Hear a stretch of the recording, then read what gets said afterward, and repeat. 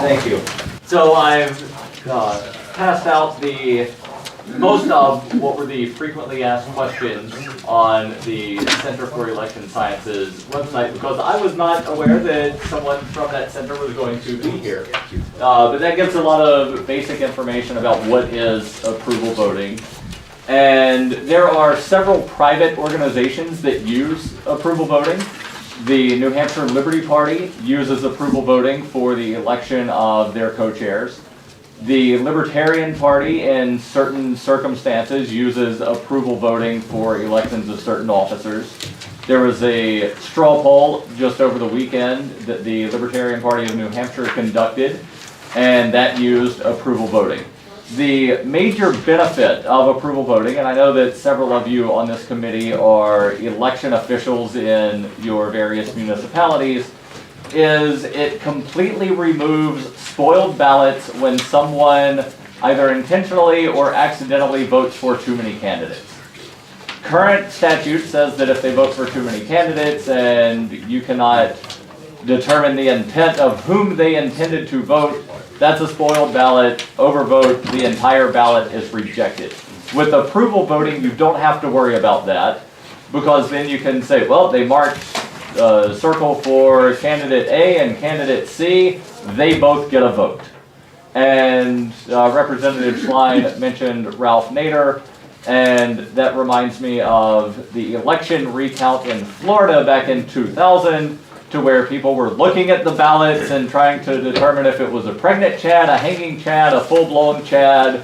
Which one of the Chads did they intend to vote for? Well, with approval voting, you don't have to worry about determining which single candidate they intended to vote. If it appeared that they intended to vote for multiple, every candidate for which a vote was cast winds up being counted. And there's a question about, and not asked necessarily by this committee, but generally asked, of how approval voting lines up with one person, one vote. And instead of thinking of, well, somebody might vote for more candidates than somebody else. Well, there are a lot of multi-member districts in New Hampshire, and somebody might wind up bullet voting for one candidate instead of voting for up to 5 or up to 7 or however many they can do. But no one would argue that someone else's vote weighs more. So think of approval voting as being able to vote either yay or nay on each candidate that's up for election. So it is completely in line with one person, one vote. And it's a much more efficient form of voting, and you don't have to worry about the spoiled ballots or that wasted vote. And I'll take your question. Questions for Mr. Corey?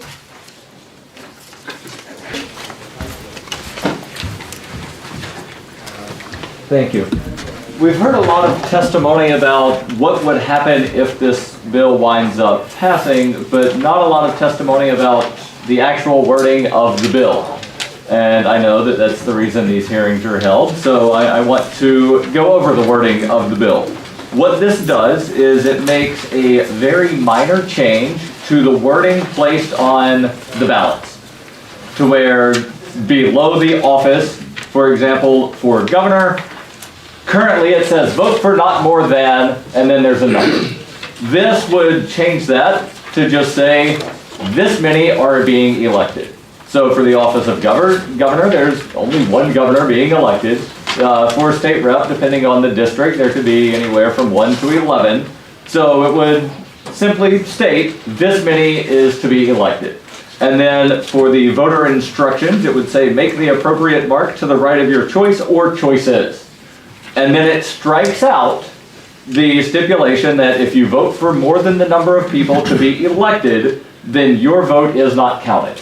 And I would dare say that the current system that we have is more violative of one person, one vote than what this bill would actually wind up doing.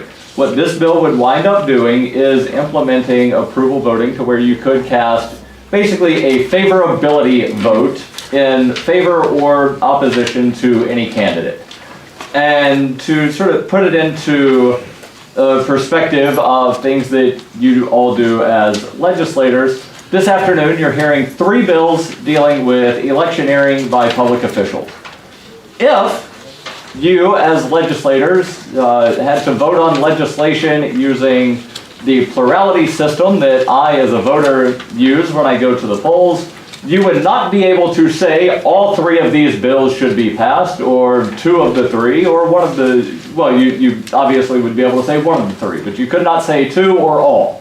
You would have to pick which one you think is the best. That's plurality voting. Approval voting is where you guys go into your executive and you say, each one of these bills is good, each one of these bills needs to be passed. So think of it that way as far as what would actually wind up happening if you wind up passing HB 1521, which is, I believe, a very good bill and should be passed. Just want to make one more point, and then I'll take any questions.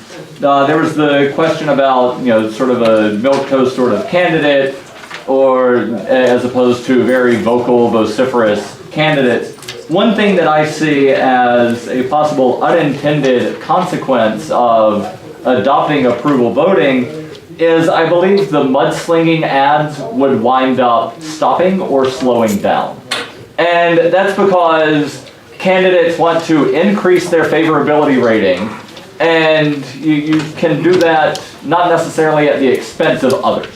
Whereas current voting, you have to sort of, push the other candidate down to make yourself stand up. But with approval voting, you want to make yourself look like, the more honorable person. So why, as trying to be the more honorable person, would you start slinging mud? That is a very dishonorable thing. So I think elections would wind up, pun intended here, cleaning up a little bit. So very good bill, and I do encourage OTP. Oh, and I just got information that apparently approval voting was used in medieval elections of the Pope and the Doge of Venice, Greek parliamentary elections. The UN currently uses approval voting, and in Oregon and California they use it for ballot measures. If there's conflicting ballot measures, whichever ballot measure winds up getting the highest number of votes winds up being adopted. Thank you. Questions from committee members? Thank you. Thank you.